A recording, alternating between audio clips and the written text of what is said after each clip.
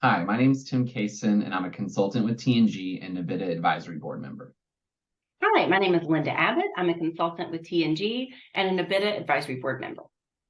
And Linda and I are coming to you today with our second video in the series of addressing this whole concept of one team versus two teams when we're looking at behavioral intervention team strategies. And Linda, I think a really great place to start in this discussion to cue us up for the rest of this series is to look at what are the common teams we see on campuses and what are just some definitional terms about those teams we need to understand in order to understand the scope of what those teams address. And, and so when we're working with clients, some of the most common ones we hear about are academic early alert teams, care/behavioral intervention teams, and threat assessment teams.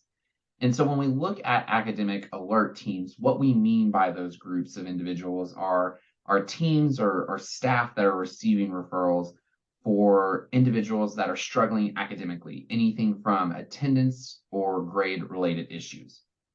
Oftentimes, these teams are aimed at retention. So reaching out to students once these issues have started to occur, figure out what's going on, and then helping them get caught back up so that they can maintain their academic progression and be retained into the next semester. One of the big things I think that goes unnoticed about these academic early alert teams is it's actually oftentimes not a formal team.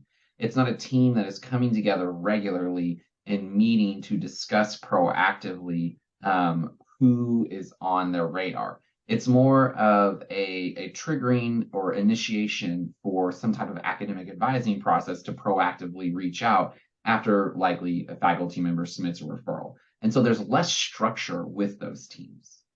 Absolutely. And I think when we think about these more proactive, formalized teams, that's when we really think about care and BIT teams. And we, as we always say, use those terms interchangeably. But that's really our teams that we have that are getting all of those referrals for students who are coming on the radar for any variety of reasons. These are the teams that are meeting weekly, sometimes bi-weekly, but mostly weekly.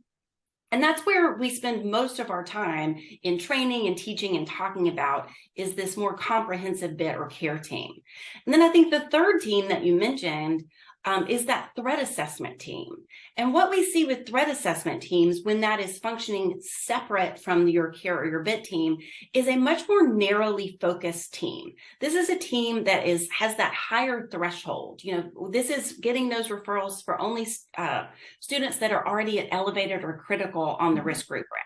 There's really often not a regular standing meeting for these. It's much more reactive. And so over the next few weeks, as we talk about this more, we're going to talk about why we feel like all of that really falls under this one umbrella of BIT or care. Right.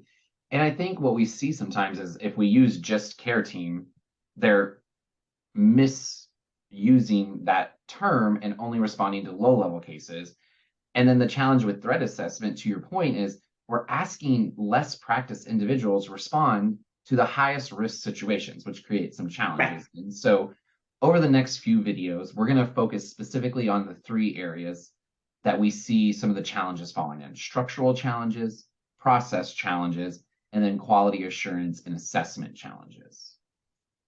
So we look forward to talking to you more about those very soon. Thank you.